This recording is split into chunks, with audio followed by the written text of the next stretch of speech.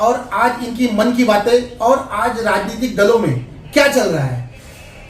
जैसे कि प्रशांत जी, आज हम आपसे एक सवाल पूछ रहा हूं सर, देखिए आप जवाब देंगे कि नहीं देंगे मुझे ये नहीं मालूम है, आज की राजनीति में क्या चल रहा है?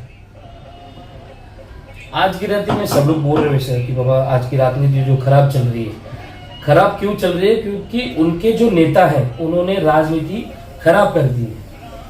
क्योंकि क्या रहता है, जब राजा जब अपनी प्रजा को, अपने मावलों को जब अगर नहीं संभाल पाते ना, तो मावले क्या करते हैं कि अलग कुछ करने की कोशिश करते हैं। क्योंकि राजा अगर झुकने लगा किसी के सामने, तो अपन अपने राष्ट्र के लिए, अपने देश के लिए, अपने लोगों के लिए झुक नहीं सकते। मतलब आप ये कहना चाहते हैं कि उद्धव ठाकरे, आप मावलों का नाम लिया इनडायरेक्टली, आपने मावलों का नाम लिया, तो मेरा कहना है इनडायरेक्टली आप उद्धव साहब पे निशाना साध रहे हैं, जो कि हिंदू हृदय सम्राट बाला साहब ठाकरे के लड़के हैं। आप उन पे डायरेक्ट निशाना किस बेस पे साध रहे हैं? नहीं, जब बाला साहब थे तो बाला साहब ने, क्योंकि हम तो छोटे हैं, क्योंकि हमसे भी बड़े लोग राजनीति में है, तो उनके जो विचार है, उनके विचार कैसे है कि बाला साहब ठाकरे ने हिंदुत्व के बारे में लड़े, और आप पहले से ही उन्होंने एक भावना, क्योंकि लोग कैसे ठंडे हो चुके थे। नहीं, आपका बोलने का मतलब है कि उद्धव ठाकरे हिंदुत्व के लिए लड़ रहे हैं? नहीं, जैसे सेकुलरिज्म के हिसाब से कांग्रेस और राष्ट्रवादी के हिसाब से आज जो चल रहे हैं, मतलब तो आप क्या कहना चाहते हैं कि राष्ट्रवादी और कांग्रेस हिंदुत्व के विरोध में? आप ये किस तरह कह सकते हैं कि वो हिंदुत्व के विरोध में है? नहीं, आप कारण दीजिए ना कोई। जिस तरह चल रहे हैं उस तरह मुझे यही लगता है। देखिए, जिस तरह से नहीं बोलिए, आप मुझे स्पष्ट कारण बताइए, किस कारण से आप बोल रहे हैं कि ये हिंदुत्व के खिलाफ चल रहे हैं?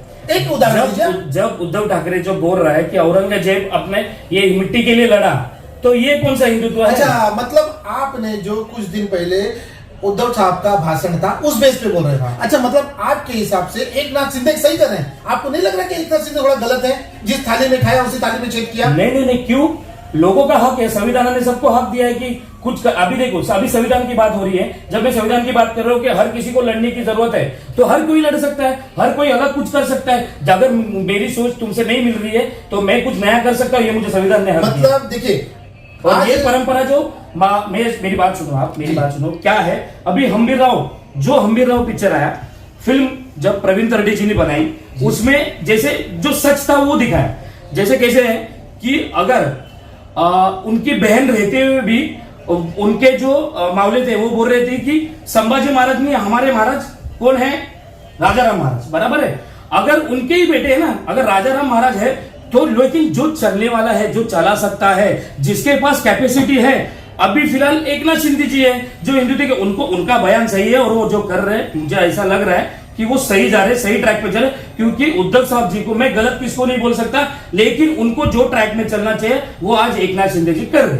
एकनाथ शिंदे ये भी कर सकते थे कि वो उद्धव साहब से मीटिंग करके, चीजें करके, कहीं ना कहीं देखिए, एकनाथ शिंदे जी आज शिवसेना में इतनी बड़ी छवि आई तो बाला साहब ठाकरे का कुछ न कुछ अस्तित्व मिला है उनको। बाला साहब ठाकरे, आनंद दिघे जी भी है ना, वो उनके रास्ते पे, अगर आज भी आनंद दिघे जी रहते थे तो वो हिंदुत्व के रास्ते पे ही चल सकते थे। वही काम आनंद एकनाथ शिंदे जी ने किया। मतलब आप ये इनडायरेक्टली कहना चाहते हैं कि उद्धव ठाकरे जी हिंदुत्व की राह छोड़ चुके हैं? हिंदुत्व की राह छोड़ चुके, इसलिए तो कल उन्होंने मुख्यमंत्री पद छोड़ा, क्योंकि उनको पता चल गया कि मेरे मामले जो है, जो कट्टर शिवसैनिक है, और ये कट्टर शिवसैनिक के बाहर निकल रहे, उनको डर नहीं है। उनको डर नहीं है कि वो आज भी कर रहे कोई वो मैं शिवसैनिक हूं। आपकी बात को मैं मान्यता देता हूं, तो एकनाथ शिंदे ने महाराष्ट्र में क्यों नहीं किया ये चीज? उन्होंने भाजपा का समर्थन क्यों लिया? सूरत में विधायकों को क्यों लेके गए? फिर उसके बाद गुवाहाटी क्यों लेके? कहीं ना कहीं एकनाथ शिंदे के मन में खोट था कि मेरे मामले या मेरे विधायक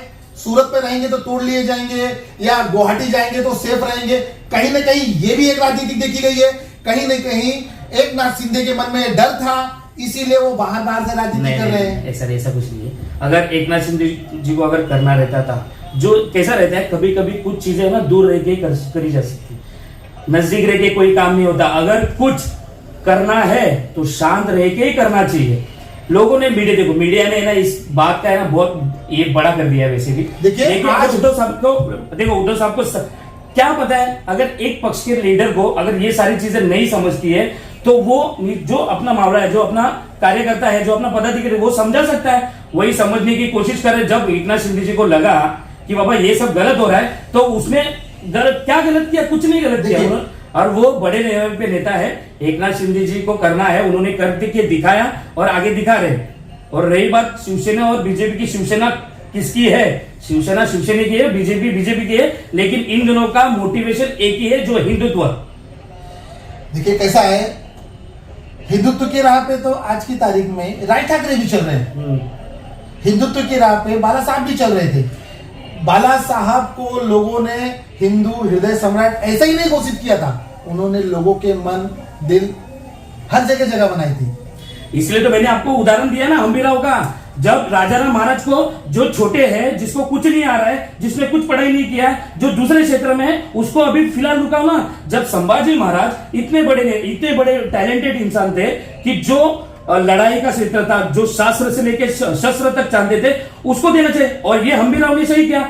ऐसे ही अगर इन्होंने करते थे ना, आज राज साहब ठाकरे के पास अगर ये सत्ता रहती थी, तो आपको पता है आज शिवसेना कौन से लेवल पे रहती थी? आज बीजेपी तो ठीक है, लेकिन आज की तारीख में एक एक कार्यकर्ता, एक एक पदाधिकारी, वो कांग्रेस हो या राष्ट्रवादी हो, सब पदाधिकारी आज शिवसेना में। देखिए आपके लक्ष्य मुझे समझ में नहीं आ रहा है। एक तरफ आप राज ठाकरे की तारीफ करते हैं, एक तरफ उद्धव ठाकरे के आप विरोध में कुछ बोलते हैं, और दूसरी तरफ एकनाथ शिंदे के समर्थन में। किस तरह मान लिया जाए कि कहीं ना कहीं एकनाथ शिंदे ने शिवसेना से गद्दारी की है? कहीं ना कहीं गद्दारी क्यों करेंगे? वो गद्दारी क्यों करेंगे? क्या रीजन क्या है? देखो महाराष्ट्र में है, सब मराठी है, मराठी के हित के लिए लड़ रहे, लेकिन कभी कभी कोई इंसान अगर भटक जाता है तो उसको रास्ता दिखाना हमारा काम है, और वही काम एकनाथ शिंदे ने किया है।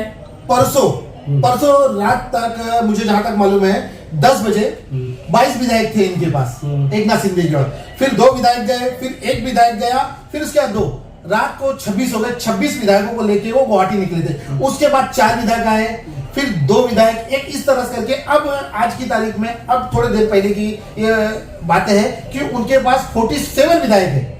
मतलब वो चाहते हैं क्या, शिवसेना को पूरी तरह से तोड़ देना चाहते हैं, या शिवसेना पे खुद का आधिपत्य दाखिल करना चाहते हैं? वो क्या करना चाहते हैं? मेरी बात सुनिए, जब इंसान को पता चलता है ना कि अपनी गलती किधर है, तो इंसान सही रास्ता पकड़ना चाहता है, भले वो लोगों को गलत लगे। अच्छा मेरी बात समझो आप। हाँ। क्योंकि अगर मेरे को एक बात बताओ, अगर स्कूल में पढ़ाई, स्कूल अच्छा है, स्कूल एकदम बढ़िया है, टीचर अच्छे, लेकिन कुछ दिनों बाद स्कूल ने क्या किया, कुछ ऐसी राजनीतियां की कि बाबा बच्चे लोग पढ़ने में कम लगे। जब रिजल्ट कम आने लगा, तब पेरेंट्स लोग क्या करते हैं, वो स्कूल चेंज करते हैं।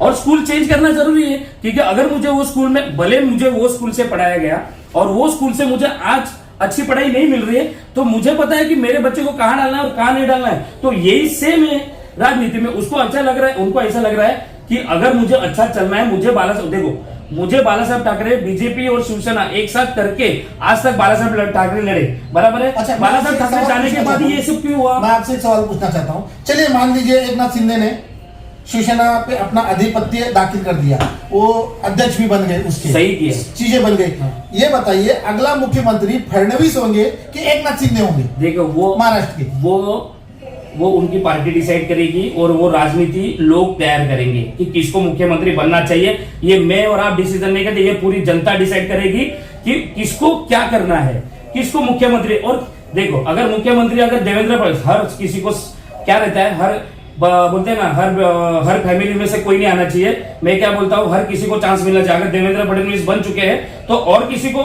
एकनाथ शिंदे जी को देने में क्या हर्ज है? मेरा ऐसा नहीं, लेकिन जब एकनाथ शिंदे जी भी छोड़ दो, लेकिन जो उससे अच्छा इतने अच्छे नेता है अपने पास, जो कर सकते हैं, महाराष्ट्र को संभाल सकते हैं, जो राजनीति जानते हैं, उनको करो। और वो पार्टी डिसाइड करेगी, लोग, जनता और जनार्दन डिसाइड करेगी कि क्या करें, किसको मुख्यमंत्री बनाना चाहिए और किसको नहीं। देखिए कहीं ना कहीं हाथ जोड़ के अपन, देखिए ये कहीं ना कहीं पूरी राजनीति देवेंद्र फडणवीस की गणित है, देवेंद्र फडणवीस की कृपा से। क्योंकि सूरत में जिस तरह से पुलिस प्रोटेक्शन रख के सभी आमदार एमएलए को रखा गया, वहां से बाकायदा चार्टर्ड फ्लाइट से उन्हें गुवाहाटी लेके गया, कहीं ना कहीं ये भाजपा की राजनीति है, और भाजपा चाहती है सरकार टूटे।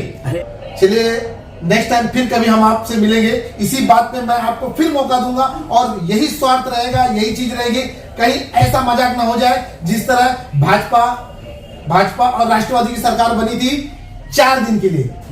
फिर इस तरह का कोई मजाक ना हो। जो भी हो, महाराष्ट्र के लोगों के साथ में अस्थायी सरकार मिले, अच्छा हो, लोगों का काम हो, बस मेरी तो यही प्रार्थना है और आप लोगों से यही निवेदन है। इसी के साथ मैं अपने शब्दों को खत्म करता हूं। जय महाराष्ट्र। जय महाराष्ट्र।